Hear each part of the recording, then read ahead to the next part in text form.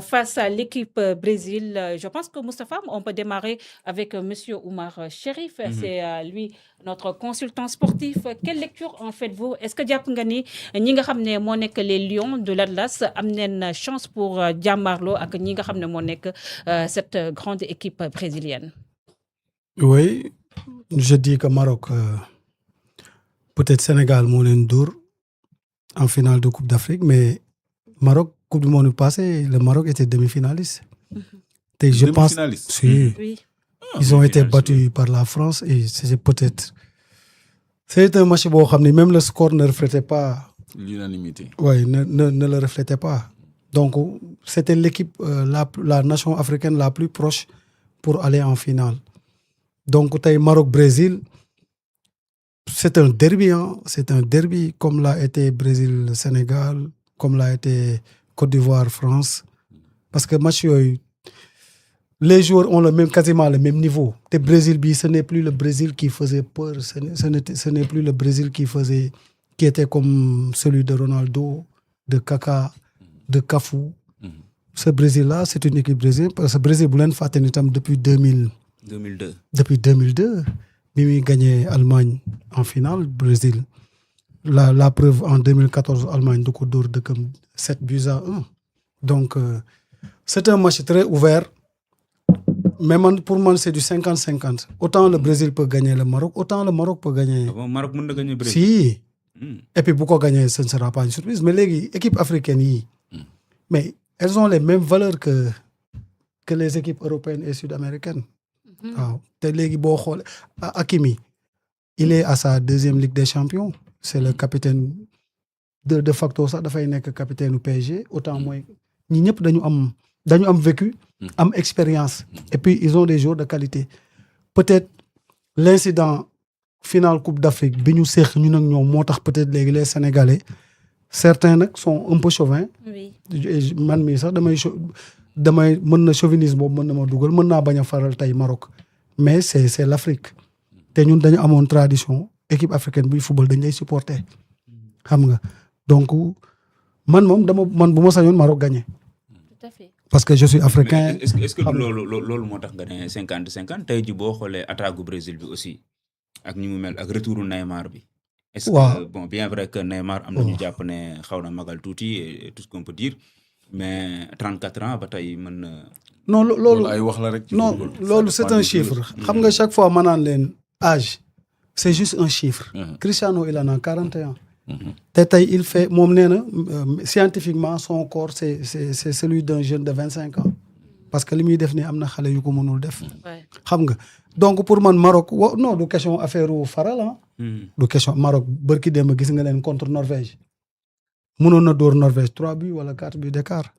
Il y avait même pas photo. C'est une très bonne équipe. Du question ay déggoo ma ne la su ma sañoon du ma leen faral parce que li ñu seq ak ñoom fan yi xam nga mais c'est le sport et puis nous sommes africains.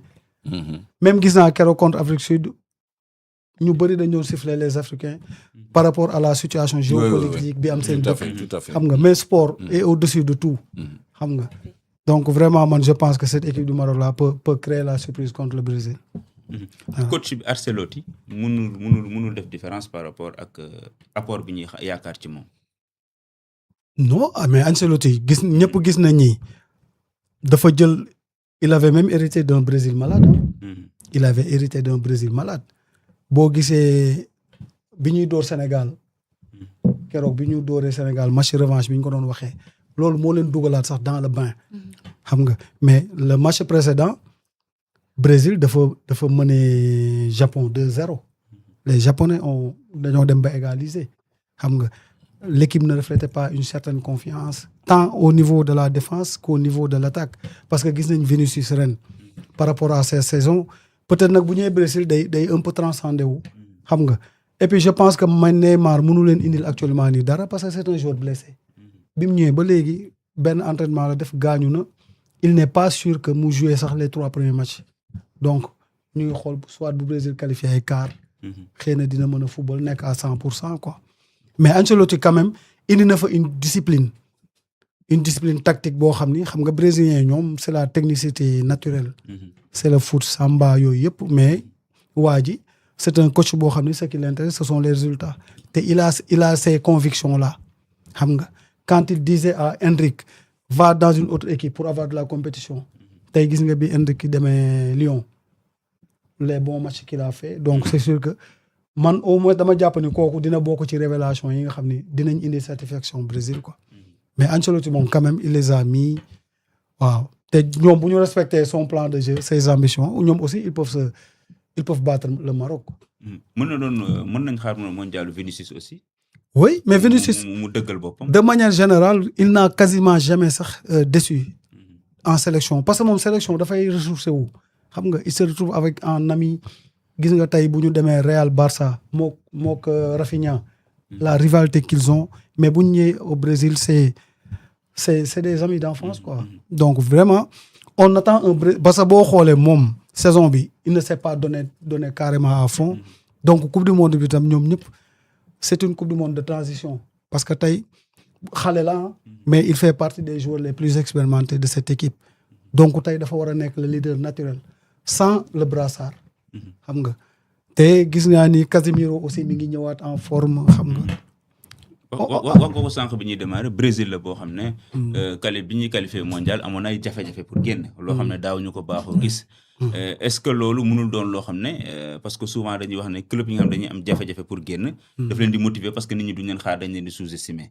est-ce que loolu mënul tax mu am benn sursaut d'orgueil boo xam ne dañuy wane ne Brésil bi fi nekkoon moo fi nekk ba tey non Brésil moom ku xam football rek doo ko mos a sous-estimer parce que déjà c'est le recordement des coupes du monde après Allemagne di ñëw donc moom moo ëpp lu mu gagné coupe du monde je pense qu'ils ont 5 étoiles xam nga Brésil moom kenn du ko sous-estimer seulement nag les résultats se font sur le terrain xam nga depuis 2002 gagnewul dara waaw mais Brésil bi avec l'ère Ancelotti peut valoir des satisfactions.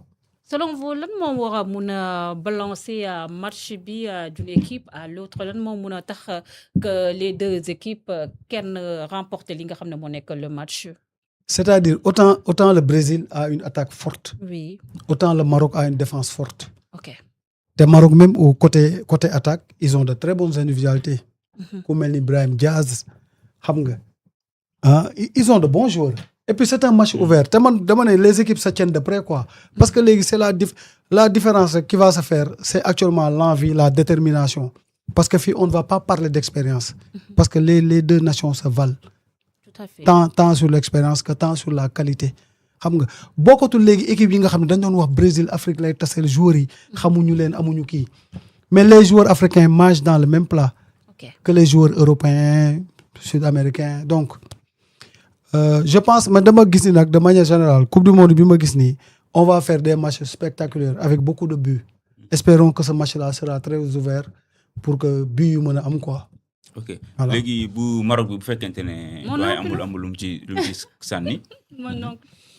alors man je suis pas un spécialiste du sport mais ñëpp xam nañu léegi équipe yi elles se valent parce que professionnels yëpp ñu ngi évoluer en Europe en Europe et un peu partout ailleurs preuve bi rek mooy Hakimi bi mu wax nga xam ni moom ak Paris Saint-Germain bu yàggul la ñu remporter la Champions League c'est ça hein.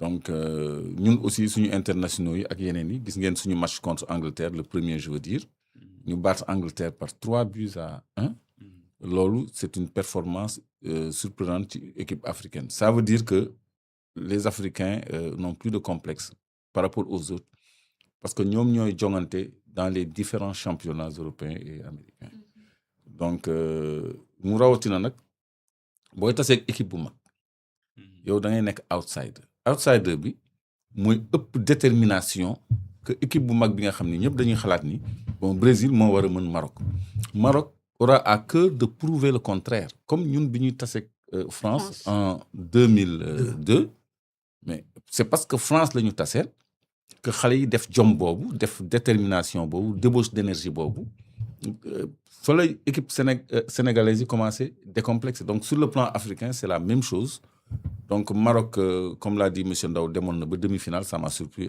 coupe du monde bi passé parce que je suis pas un fan de sport loolu rek day wane ni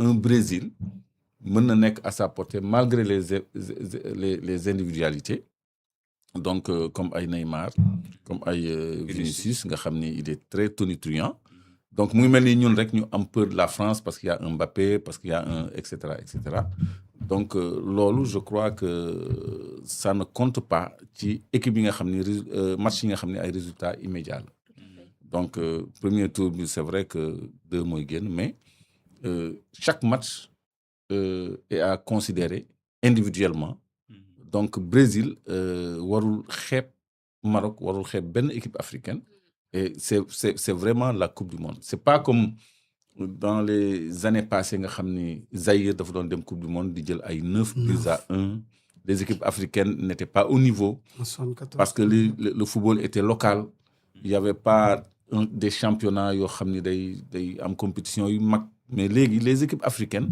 mais sont des équipes européennes pratiquement parce qu'il y a que des expatriés à 100% maintenant locaux c'est presque rare donc l'Afrique a sa chance à saisir ci coupe du monde bi donc on supporte toutes les équipes africaines di leen ñaanal ñu dem le plus longtemps possible. Merci beaucoup Moustapha ban jàngat nga def si match bi nga xam ne tey jii incha allah rabi si kanam dans quelques heures dinañ ko jouer Brésil ak ñi nga xam ne moo nekk l'équipe marocaine. waaw bon jàngat bi ma ci def peut-être comme wax ci bi Chérif waxee ba noppi du yomb est-ce que doom bàyyi ma féetewoo question yi rek tey. voilà ma relancer ko comme dañ ko war a jox premier mi-temps bi. te ñaari journaliste lañu am. voilà te ñaari journaliste lañu am. léegi dama bëggoon après ñu dugg ci match Sénégal bi. préparation parce que Sénégal tamit fekk ginnaaw suba. incha allah ginnaaw waati suba autant pour moi parce que talaata la. ci la ñu war a daje ak France match la boo xamante ni histoire. d'abord histoire parce que 2002 ñëpp a ngi fàttaliku na mu demee woon.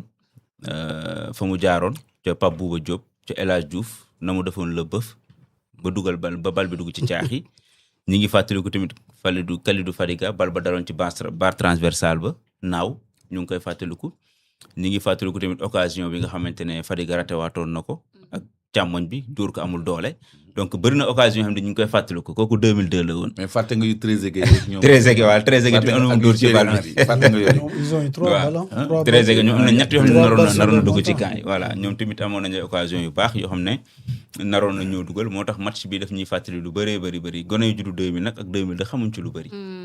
waaw parce que ñooñu boobu ay tout tànk la ñoom wala juddooguñu woon wala yu ni mel donte am nañ 26 ans.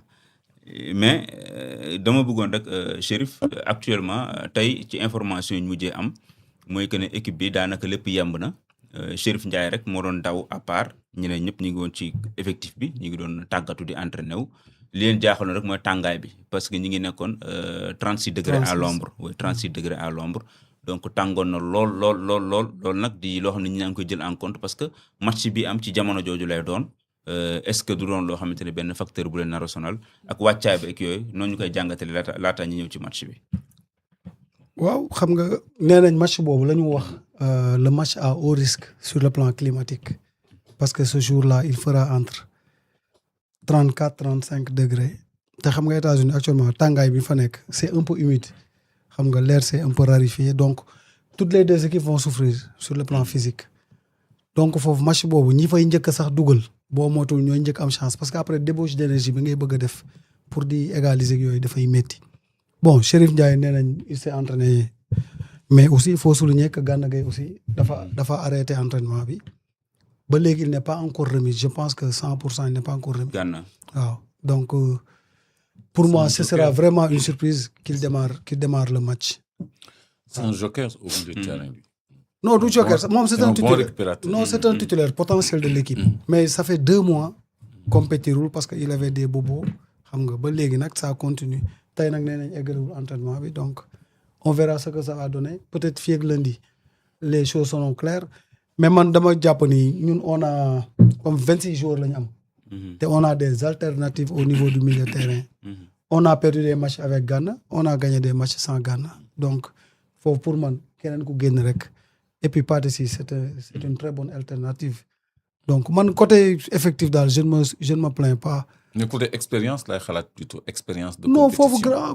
foofu y a pas de question d'expérience mais ñun on a des joueurs qui ont gagné la Champions League Sadio Mané, on ne peut pas parler de manque d'expérience. Non, il est partant, lui.